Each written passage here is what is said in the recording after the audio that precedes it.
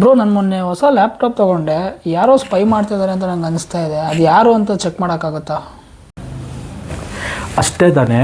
ನಾನು ನಿನಗೆ 3 ಕಮೆಂಟ್ ಹೇಳ್ಕೊಡ್ತೀನಿ. ಆ ಕಮೆಂಟ್ನ ನೀನು ನಿನ್ನ ಲ್ಯಾಪ್ಟಾಪಲ್ಲಿ ರನ್ ಮಾಡಿದ್ರೆ ನಿನ್ನ ಲ್ಯಾಪ್ಟಾಪ್ನ ಯಾರು ಸ್ಪೈ ಮಾಡ್ತಾ ಇದ್ದಾರೆ, ಮತ್ತು ಲ್ಯಾಪ್ಟಾಪ್ ಹ್ಯಾಕ್ ಆಗಿದೆಯಾ, ಇಲ್ಲ ಯಾವುದಾದ್ರೂ ಡಿಜಿಟಲ್ ವೆರಿಫಿಕೇಷನ್ ಇಲ್ಲದಿರೋ ಅಪ್ಲಿಕೇಶನ್ಸ್ ಇದೆಯಾ, ಮತ್ತು ಯಾರಾದರೂ ಮ್ಯಾಲ್ವೇರ್ ಸಾಫ್ಟ್ವೇರ್ಸ್ನ ಇನ್ಸ್ಟಾಲ್ ಮಾಡಿದಾರಾ ಅಂತ ಈಸಿಯಾಗಿ ಚೆಕ್ ಮಾಡ್ಬೋದು. ಈ ಕಮೆಂಟ್ನ ನೀನು ರನ್ ಮಾಡಿದ್ರೆ ನಿಮ್ಮ ಲ್ಯಾಪ್ಟಾಪ್ ಹ್ಯಾಕ್ ಆಗಿದೆಯಾ ಇಲ್ಲ ಯಾರಾದರೂ ಸ್ಪೈ ಮಾಡ್ತಾ ಇದ್ದಾರಾ ಅಂತ ಈಸಿಯಾಗಿ ಗೊತ್ತಾಗುತ್ತೆ. ಇಲ್ಲಿ ತೋರಿಸ್ಕೊಡ್ತೀನಿ.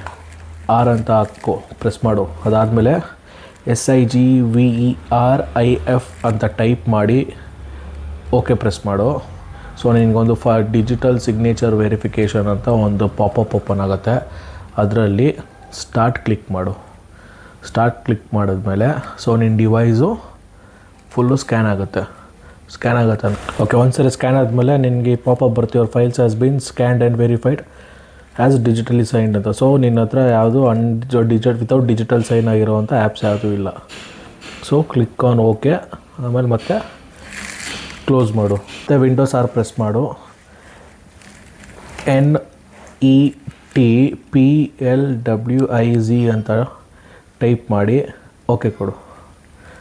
ಓಕೆ ಕೊಟ್ಟಮೇಲೆ ಸೊ ನಿನಗೆ ಇದರಲ್ಲಿ ಬೇರೆ ಯಾವುದಾದ್ರೂ ಅಕೌಂಟ್ ಆ್ಯಡ್ ಆಗಿದೆಯಾ ಅಂತ ತೋರಿಸುತ್ತೆ. ಸೊ ಈ ಅಕೌಂಟ್ ನಿನಗೆ ಬೇಡ ಅಂತ ಹೇಳಿದ್ರೆ, ಈ ಅಕೌಂಟ್ ನಿಂದಲ್ಲ ಅಂತ ಹೇಳಿದ್ರೆ ಅದನ್ನು ಸೆಲೆಕ್ಟ್ ಮಾಡಿ, ಸೊ ಈ ಥರ ಸೆಲೆಕ್ಟ್ ಮಾಡಿಬಿಟ್ಟು ರಿಮೂವ್ ಅಂತ ಕೊಟ್ಟರೆ ಆ ಅಕೌಂಟು ಈ ನಿನ್ನ ಲ್ಯಾಪ್ಟಾಪಿಂದ ರಿಮೂವ್ ಆಗುತ್ತೆ. ಸೊ ಲಾಸ್ಟ್ ಸ್ಟೆಪ್ ಬಂದುಬಿಟ್ಟು ಮತ್ತೆ ವಿಂಡೋಸ್ ಆರ್ ಅಂತ ಪ್ರೆಸ್ ಮಾಡು. MRT ಅಂತ ಟೈಪ್ ಮಾಡಿದ್ರೆ